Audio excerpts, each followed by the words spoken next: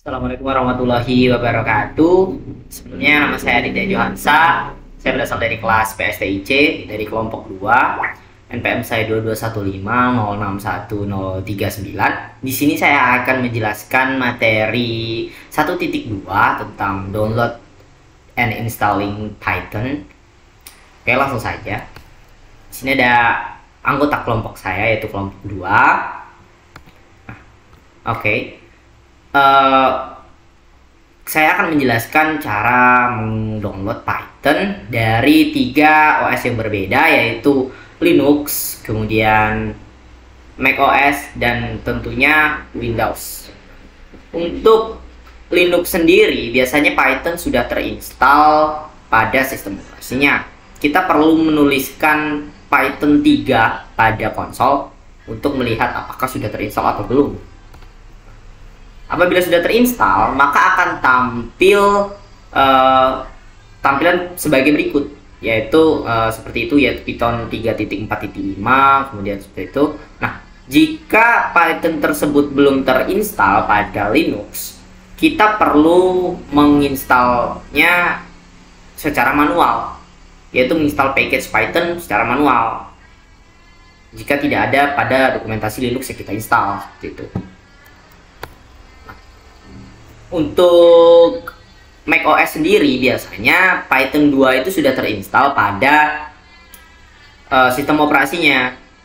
Tetapi kita di sini menggunakan Python 3 untuk menjalankan programnya. Nah, karena Python 3 sendiri juga sudah update. Nah, kita perlu menginstal Python untuk macOS itu sendiri.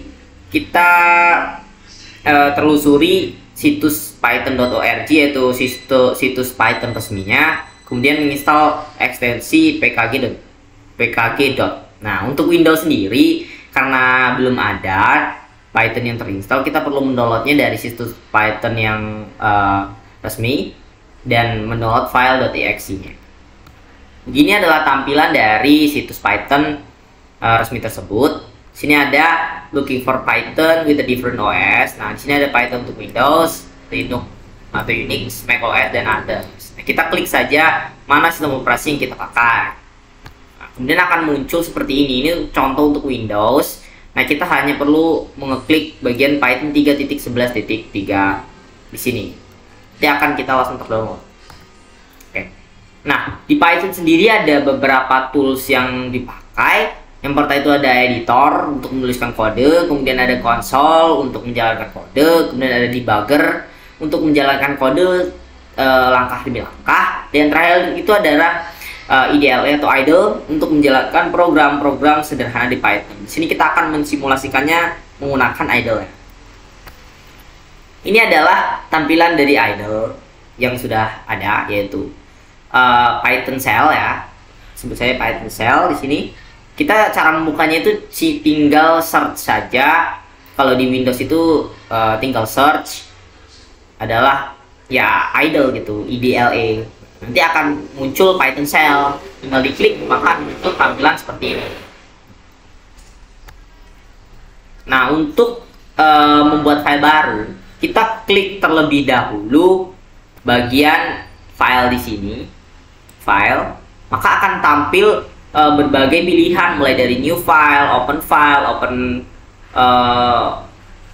module kalau tidak salah, dan save as. Nah, kita klik new file. Nah, maka akan tampil jendela baru atau window baru, dan biasanya nama dari ini bukan snake tapi untitled.py. Nah, kita tinggal memberi nama dari menggunakan save as atau ya save as.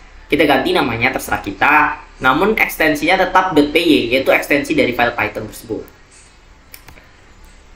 Nah, untuk program sederhana itu adalah program print tentunya. Print nama kamu. Contohnya. Nah, print di sini. Nah, di sini saya contohkan adalah print his. Nah, print di sini adalah nama dari fungsinya, yaitu print. Kemudian dalam kurung di sini ada buka dan tutup, dan juga his. His di sini adalah yang akan nanti ditampilkan atau menjadi output di konsol. Nah, di sini his, jika kita jalankan atau kita run, di sini kan ada tombol run, maka kita akan run, akan muncul seperti ini. Tulisan biru di sini his akan sama seperti ini. Nah, berarti program ini berjalan tanpa error. Nah, jika pada sistem penyimpanan di Python bagian idle ya. Nah, seperti yang saya bilang tadi, di file itu ada bagian new file, open file, save, dan save as. Kita bisa melakukan pengeditan kode kita secara berulang dengan cara open file, tidak perlu menggunakan new file. Jadi open file, kemudian save, di save, maka akan berulang kembali seperti itu. Nah, untuk Python itu ada beberapa kesalahan atau error. Di sini ada contoh, itu ada syntax error, unexpected, EOV, EOF, while parsing, yang maksudnya adalah unexpected no file while parsing gitu.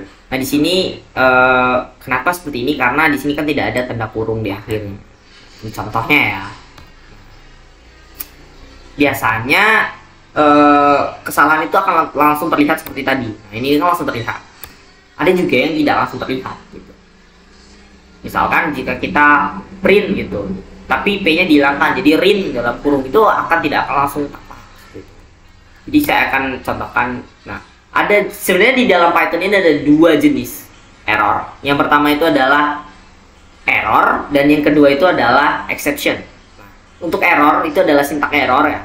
Syntax error itu ketika kita menuliskan sintaknya itu secara salah. Misalnya di sini kan while true print.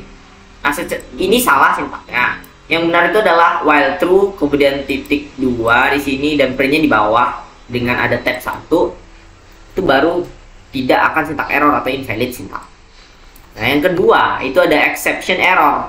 Exception error ini dibagi menjadi 3, yaitu zero division error, name error, dan juga type error. Nah, untuk zero division error itu biasanya pada operasi matematika yang dimana suatu bilangan itu dibagi dengan 0. Nah, namanya sendiri kan zero division error. Di division by zero, dia akan tampil seperti ini. Zero division error, division by zero. Kemudian pada yang kedua itu ada name error. Name error ini biasanya ketika kita melakukan pemanggilan suatu variabel atau function yang tidak ada. Nah, di sini kan ini cuma 4 ditambah spam 3. Nah, di sini contohnya ya, spam 3. Di sini spam is not defined. Jadi spam ini tidak ada gitu. Spam itu apa? Baik itu secara lokal maupun global, tidak ditemukan, entah itu variabel atau variabel spam seperti itu kan. Nah, maka akan muncul name error, yaitu spam. Itu. Fungsi juga seperti itu. Jika kita salah menuliskan fungsi, misalkan kita fungsi cetak, nah kita memanggilnya dengan cara cutak gitu, maka akan name cutak di sini is not defined seperti itu. Nah, untuk yang terakhir itu ada type error. Type error sendiri itu adalah sebuah error, exception error, yang dimana kita melakukan operasi yang berbeda tipe, atau operasi yang misalkan integer kita operasikan dengan string, dengan operasi aritmatika. Nah, ini kan string, operasi aritmatika plus dan juga integer, maka akan muncul type error seperti itu. Type error di sini kan, di sini nah sudah jelas nih, cannot convert integer object to str implicitly. Jadi tidak bisa. Oke. Terima kasih, sekian dari saya untuk menjelaskan materi 1.2 install and downloading Python. Saya akhiri, wassalamualaikum warahmatullahi wabarakatuh.